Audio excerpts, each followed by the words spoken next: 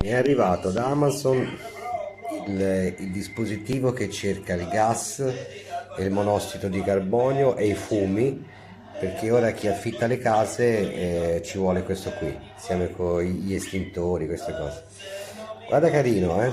Questo è combinato, cioè rileva sia le fughe di gas che i fumi da incendio.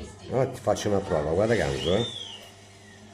Però questo si poteva prevedere. Fare un collegamento vicino a una pozzanghera non è il massimo.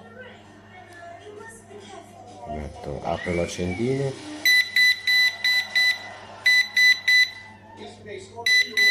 Lontano dalle pozzanghere. Ma non dai Ganzo, eh?